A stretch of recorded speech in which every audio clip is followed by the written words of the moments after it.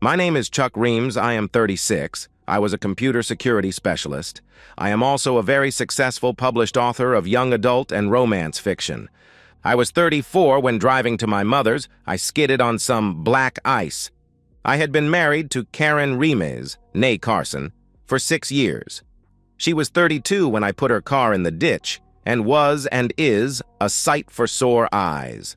A beauty with exotic features, and long, straight brown hair down to her shoulder blades, blue eyes, and a daylight bright smile. I met Karen when I was 24, and was walking out of a restaurant after a client meeting. I heard a commotion coming from a couple of cars away from mine. It sounded like a whimper of pain. I went over toward the sound and found a young woman down on the ground holding a quickly swelling ankle. I went to her and told her to relax and take a couple of deep breaths. As I saw her visibly relax, I picked her up and parked her in the grass so a car leaving the lot wouldn't hit her by accident. Then I called 911 and told the young lady that I was going back into the restaurant to get some ice. I assured her I would be back ASAP. As I got a large towel full of ice and left the building again, I could hear sirens in the far distance. We were in a very busy area of the city, so I just hoped they were coming for her. When I got back to her, she was shivering. After I got the ice wrapped around her ankle, I ran to my pickup and got a moving blanket that I keep for ground cover if I have a breakdown on the road. I covered her with the blanket and talked softly to her to calm her somewhat. I had just about got her calmed down when the EMTs showed up. I backed away and I could see I wasn't needed anymore, so after giving the first responders my contact information, I left. I was at work the following Monday and getting ready to go on a client call when I was summoned to the office. When I got there, I was surprised when the young lady from the restaurant was there with a walking boot and crutches. My boss, Gary Carson, introduced me to his niece, Karen. Looking toward the young lady, Gary said, "Here he is, the man you were looking for." Then he turned to me as I walked in. "This is Karen, my niece. She wanted to return something to you." With that, Karen handed me the ratty old moving blanket. I laughed because she had even washed it. "You did not have to bring this back? I am just glad I had it. It looked to me like you were going into shock, so it was a no-brainer that you needed warmth. How bad is your ankle?" "I hope it is just a sprain." "Yes, it's a bad sprain, but not broken. I'll be in this boot and crutches for a couple of weeks, and the boot alone for a couple more. I wanted to thank you for your help. The EMTs gave me the information you gave them. Then when I told Uncle Gary about my falling off a curb and the name of my rescuer, he laughed so hard he had tears in his eyes. After I explained that I had a priority call to go out on, we exchanged phone numbers and I promised to call her as soon as I could. That was the start of a great dating relationship. I called her that evening and we talked for a few minutes and talked about getting together for a date. I took her to a nice restaurant and we had a nice talk. She told me she was 23 and had just completed her bachelor's degree in business management. She was currently working as an administrative assistant for an executive for a local manufacturing company. She also told me she liked live music of most types and live theater. As we parted that night, she asked if I wanted to date again. I said yes, and told her that I would call as soon as I was not on call. I explained that the business that I worked in was a 24/7 concern, and each technician and engineer was on a rotating on-call schedule. For the next week, it seemed that any problem that could happen to a computer system happened to our clients. When the week ended, I had put in almost 60 hours, and I was exhausted. Saturday, the rotation changed, so I called Karen. I told her of my rough week and asked if she minded if I just brought her to my house and cooked her dinner and we watched a DVD. She thought it was a great idea. We had dinner and watched a Game of Thrones DVD that was about a third of a season. We dated for about 6 weeks, and I took her back to the same restaurant that we went to on our first date. When I took her home that night, she told me she loved me and that she wanted exclusivity or for us to stop dating. She got an angry look when I tried to stifle a laugh. "Honey, I'm sorry for laughing, but I have been exclusive since I rescued you and for about a year before." You are the only lady that I have any interest in. I love you so much that there could be a parade of Playboy bunnies walking down the street and I wouldn't notice them if I was with you." She smiled, kissed me goodnight, and went inside. We dated for a couple of more months, and on her birthday, I asked her to marry me. She said yes. It seemed that this was a good time to meet the parents. My parents and my younger sister loved Karen. They thought she was wonderful, and that I was lucky to have found her. A brief but significant bit of trouble came when I was introduced to her parents. Her father was not thrilled that I did not get introduced before we were engaged. Karen started to say something when her mother stopped the inquisition with the words, "You asshole!" An attitude like that is what drove Karen away. She came back to have us meet the man she loves, and if you can't be civil, get your ass out of this house until they leave. He looked at me with undisguised hate. I just took Karen's hand and walked her out of that room. I said, "Karen, I love you with my entire being. You make the air I breathe sweet. Please don't take this wrong, but I will not go back into that room and will leave if your father is there. I know they are your family, but if your father is that dead set against me, we will be starting our marriage with a big problem. Please don't leave without me. I will go tell Mother we are leaving, and I will be right back." With that, she went back into the living room. I heard some yelling and Karen's voice. "You prick! You have to ruin everything. That man, who I love in there, is ready to leave without me if you don't leave. I will not force you to leave your own house, but I will never come into this house when you are here again. You will not be invited to the wedding. You will not walk me down the aisle. You will not give me away. I will not miss you. Your not being there will not be noticed by me, but it will be noticed by others. My mother is welcome. You are not." With that, she came back into the room where I was and grabbed my arm and we left. Karen said the only reason she wanted me to meet them was tradition. As to who would be the stand-in for her father, Aunt Karen's husband, Jeff, would do the honors. Well, Aunt Karen and Uncle Jeff were pleased and happy for Karen. They genuinely liked me and made me feel right like one of the family. When they heard from my Karen about the confrontation, they were not surprised. Plans for the wedding were in full swing when I got hurt on the job, and I was hospitalized or in rehab for most of a year. I had a broken back, hip, one arm, and both legs. I also managed to injure my groin to the point I was sterile. I was in a company car on the way to meet a client when a truck lost its brakes and T-boned my car in the driver's side door. The trucking company was bankrupted by the settlement I and the company got. It seems they knew the truck had faulty brakes and had been skimping on maintenance on vehicles. It was while I was in rehab that I started writing to relieve the boredom. My boss thought they were very good and sent several of the bodice rippers, romance novels, off to a publisher.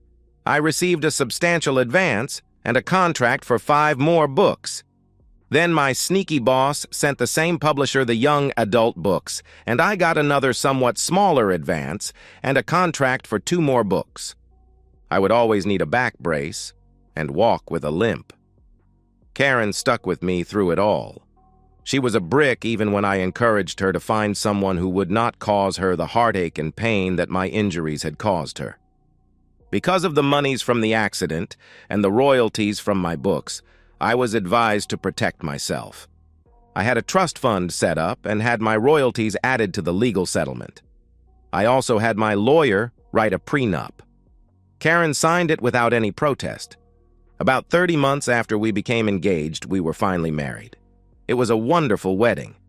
The honeymoon was great, and other than a sore back from the long drive, I was fine and in love. I had the trust buy a house and some land outside the city, and we moved in after we had been married a year. Life was good, and things were moving along nicely when about 5 years after we were married, things changed. That October, her boss retired and the company replaced him in November with a much younger man. It was as if a light switch had been turned off on our sex life. For the next 6 weeks after she was assigned to him, I could have been a wart on her hand. There was no caring, no hugs, no kisses, and definitely no intimacy.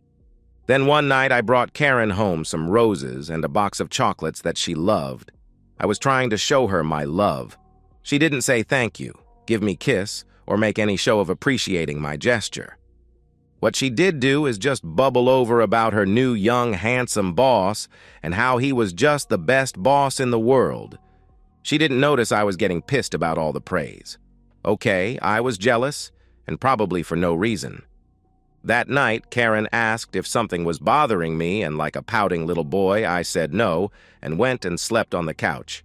My car wouldn't start, and my company car was in the shop.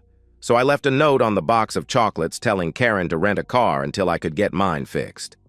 I left for work in her car. The people in the office knew something was up and walked near me as if the floor around me was glass and there was a drop of a mile under it. At about 2, I got a call. It was Karen, and she was crying. "Chuck, what did I do? You were mad at me for some reason." I still had a good mad on, so I said, "Well, seeing as your new boss didn't cheer you up, I guess his shit stinks as bad as mine. I will go to a hotel tonight, and you can tell your wonderful asshole boss that you're all alone." Then I hung up the phone. I called the switchboard and told them that I would not accept any personal calls for the rest of the week. I stopped at the house, and Karen was sitting in the kitchen staring into space.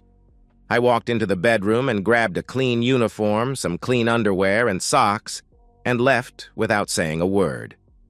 The next morning, I was summoned to the boss's office.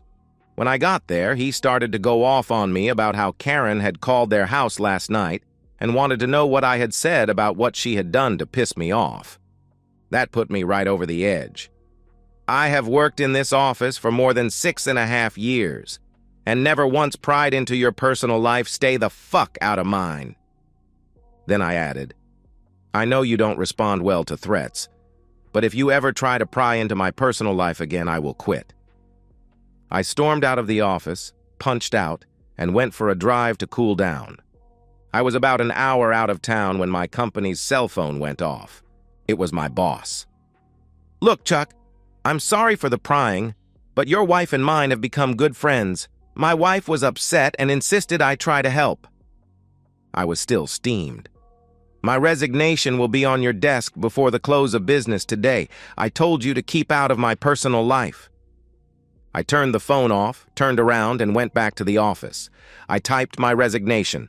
I went to his office and put it in his hand, along with the office and car keys and company cell phone.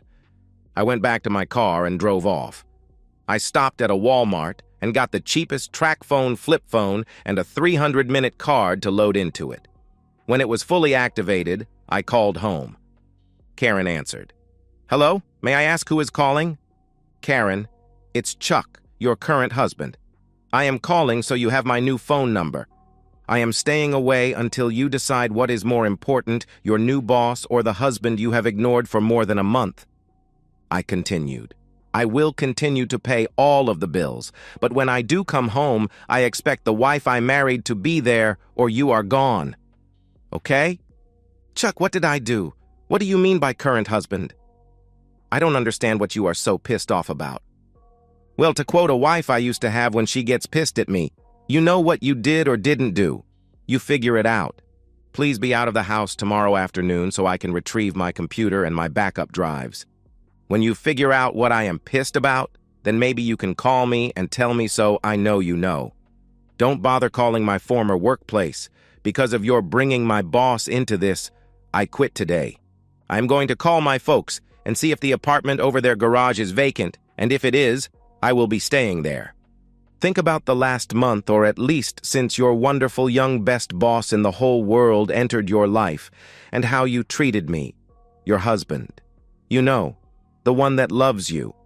I called my mother and asked if the garage apartment was vacant, and if it was, I would like to use it for a week or two.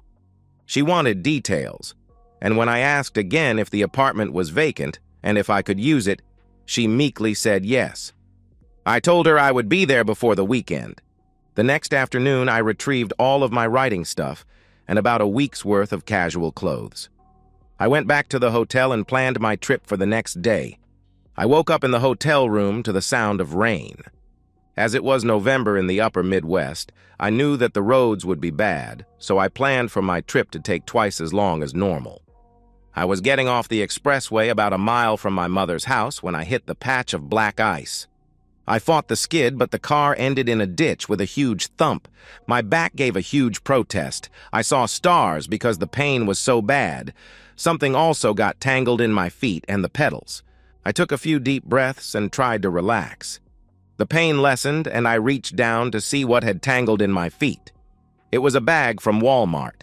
Inside was a partial tube of KY, an open box of condoms, and some strawberry-flavored warming gel. I was devastated.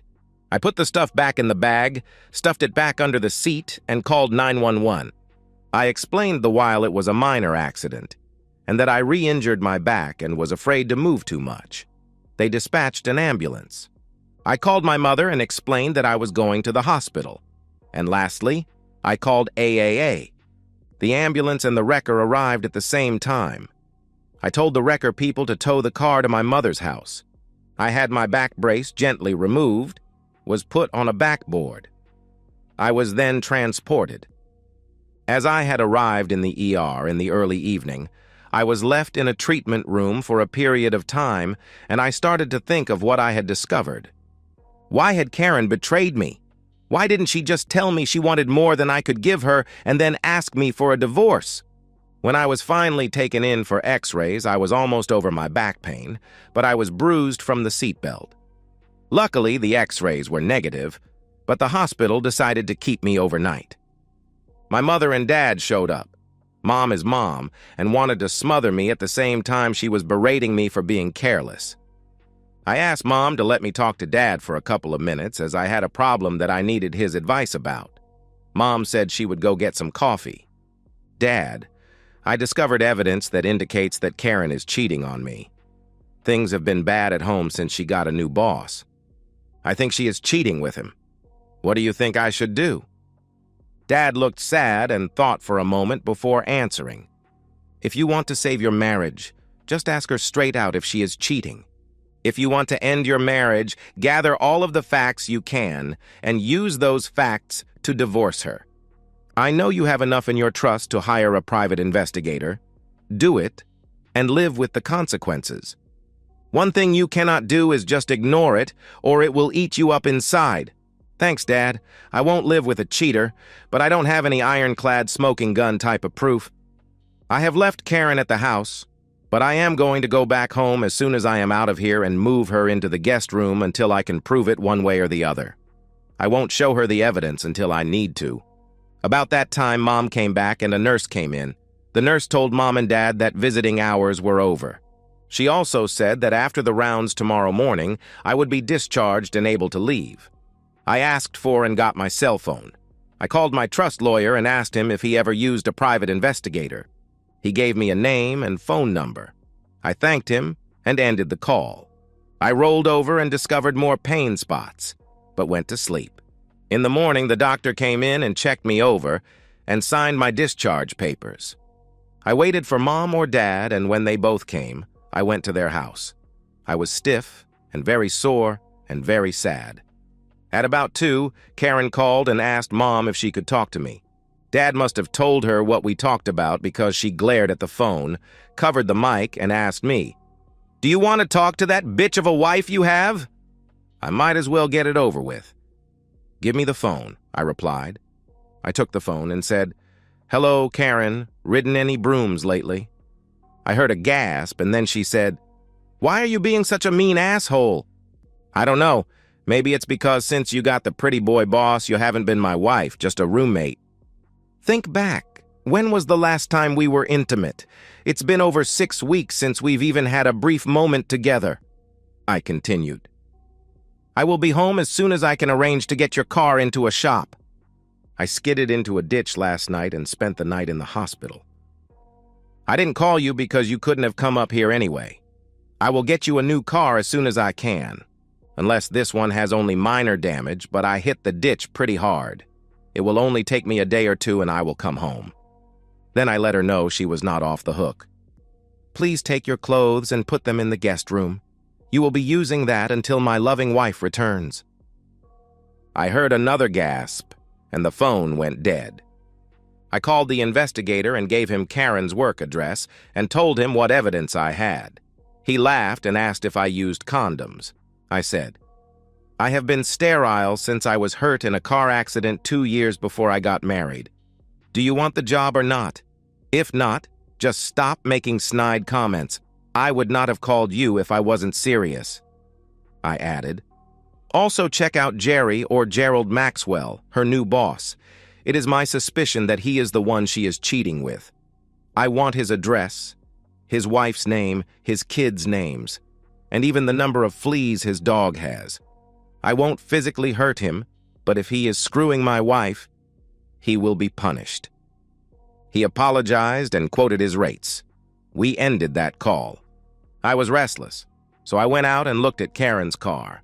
The whole front end was pushed in. The front wheels were moved back at least 3 inches. I grabbed the bag of stuff and took it up to the apartment and hid it in a secret compartment I had made when I was a teenager and needed to hide some booze.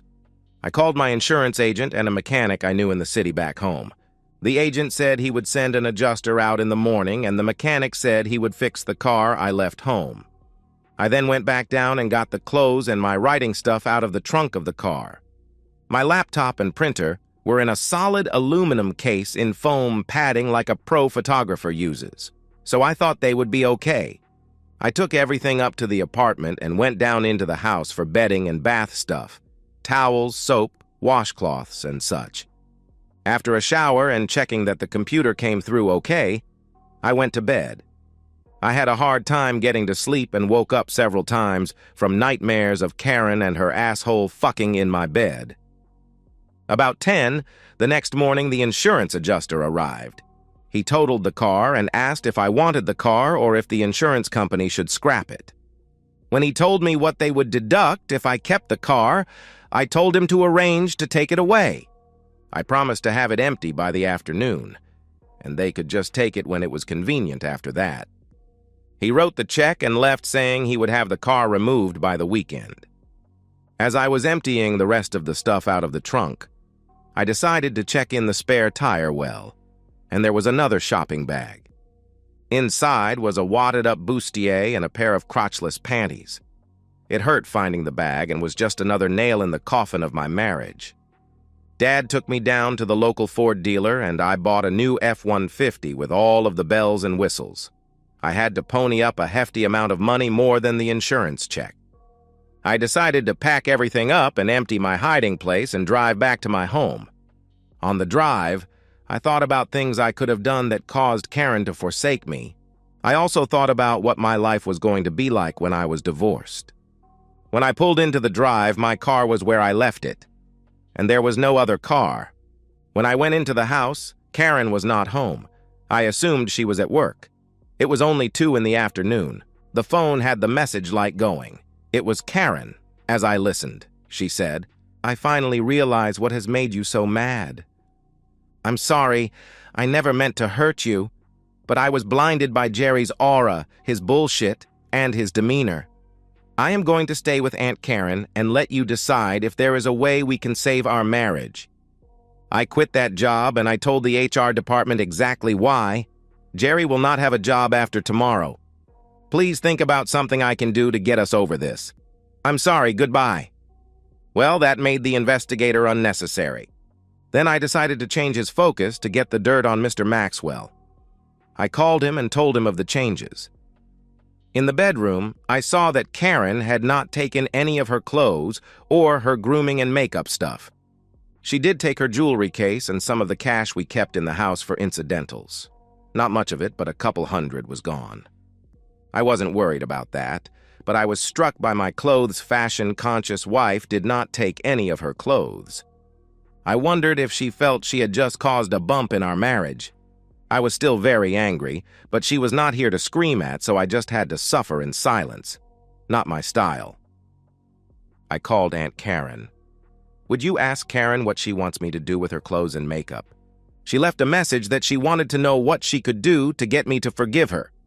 Please tell her that forgiveness is not needed, as I will never forget the betrayal. You might also mention that we never used condoms, KY, or flavored warming gel. She also forgot her sexy clothes. I apologized for laying that rant on her and ended the call. I started to pack Karen's clothes that would not be destroyed by being stuffed in garbage bags. The stuff on the hangers, I moved to the closet in the small bedroom that was the farthest from the master. A small and childish gesture, but it felt good. At about 7 that evening, Karen called and wanted to know where we were going in our marriage. We are not going anywhere in our marriage. You destroyed that the first time you dropped your panties for someone other than me, your once loving husband. You have hurt me and us beyond healing. I do not want to ever see you again, but you need to get back here and take your stuff before I burn all of it. Does that answer your question? Karen sobbed and ended the call. I did not hear from her for more than 3 weeks. I had her served with the divorce papers about 2 days after she had called me. The next day, Aunt Karen came and got the clothes and the 2 grocery bags with the evidence in them. She left Karen's wedding and engagement rings. When she finally contacted me, it was with the signed divorce papers and a request that she be given a chance to talk face to face. I agreed that we could meet, but it would not be at my house. I suggested that we meet at Jerry's house. I heard a gasp and the call ended. About a week after the call from Karen, I got the final report from the PI. Karen was living with Jerry, and his wife was trying to take him for everything. Now I understood why the Jerry suggestion caused a gasp. The divorce will be final in about 6 weeks. I am writing full-time, and I have a college co-ed who is my paid proofreader. She lives on campus, and I send her my files, and she turns them around in less than a week. I never got any explanation on what caused Karen to stray, but Jerry got his punishment. He got her. Now he has to look over her shoulder for the rest of the time they are together. Time passes, and life continues. And that's the end of today's story. If you enjoyed it, please give this video a thumbs up and drop a comment below. Your support helps the algorithm push my content further. If you're new to the channel, don't forget to hit that subscribe button. It really helps me keep creating more stories for you. Thanks for watching, and I'll see you in the next one.